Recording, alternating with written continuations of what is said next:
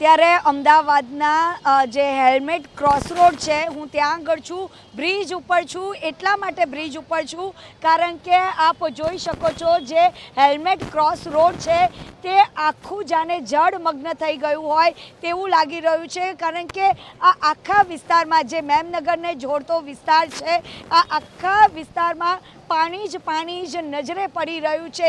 એટલી હદે ધ્વનિ અત્યારે પાણી ભરાઈ ગયું છે, જેને લઈને કેટલાય વાહન ચાલકો છે તેમને ખૂબ જ હાલાકી પડી છે સાંજથી લઈને અત્યાર સુધી. કારણ કે વરસાદનું ઝાપટું આવે છે, બંધ થાય છે, આવે છે, બંધ થાય છે.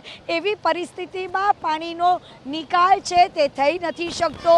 અહીંયાથી પસાર થતા તમામ વાહન ચાલકોને ભારે હાલાકી પડે છે. અનેક લોકોના જે વાહનો છે તે બંધ થયેલા જોવા મળે છે.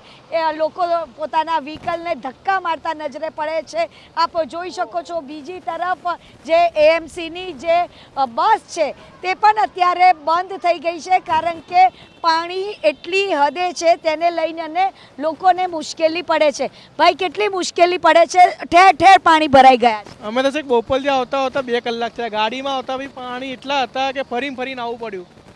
કયા કયા વિસ્તારમાં પાણી જોવા મળે? બધે સિંધુ ભવન લો, રાજપથ ક્લબ લો, ખલતે તો બોપલથી બધે પાણી છે. ઠેર પાણી છે. ઠેર ઠેર અત્યારે પાણી ભરાઈ ગયા છે અને તેને જ લઈને અને જે અહીંના જે સ્થાનિકો હોય તે પણ મુશ્કેલીમાં મુકાય છે. સોસાયટીમાં પણ પાણી ભરાઈ ગયા છે. એટલી હદે પાણી ભરાઈ ગયા છે. જોકે આજે તો ગુજરાતને રેડ એલર્ટ આપવામાં આવ્યું છે અને અમદાવાદ શહેરમાં ગઈકાલ રાતથી લઈને અને અત્યાર સુધી ભારે વરસાદ પડ્યો છે અને એને જ લઈને જે અમદાવાદના પોશ ગણાતા એવા તમામ વિસ્તારો છે તે પાણીમાં ગરકાવ થઈ ગયા છે. ભાઈ, કેટલી હાલાકી પડી છે. જે રીતે વરસાદ વરસ્યો છે પરંતુ દર વર્ષે પ્રશાસનના પાપે લોકોને ભોગવવાનો વારો આવે છે. આજે તો 7 ઇંચ જેટલો વરસાદ છે તે અમદાવાદ શહેરમાં વરસ્યો છે. હેરાનગતિ બધાને બહુ થઈ રહી છે. પાણી વધારે છે, ગાડીઓ નીકળતી નથી, બંધ પડી જાય. ઘણા લોકોની જોઈ શકીએ છે. ખૂબ જ હેરાનગતિ છે. બહુ જ હેરાનગતિ થઈ રહી છે ભાઈ. બહુ જ હેરાનગતિ રહી છે. આ તો દર વર્ષનું થયું છે. મ્યુનિસિપાલિટી જાગતી જ નથી. પ્રી મોન્સૂન કારીગરી જે એમણે કરવી જોઈએ એ કોઈ દિવસે જોવા જ નડી નથી. જેના લીધે જ્યારે બી આવો વરસાદ આવે છે ત્યારે બધી ગાડીઓવાળાને બહુ જ સહન કરવું પડે છે. એના લીધે આગળ તમે જોઈ શકો કે હુજ ટ્રાફિક બી જામ થઈ રહ્યો છે.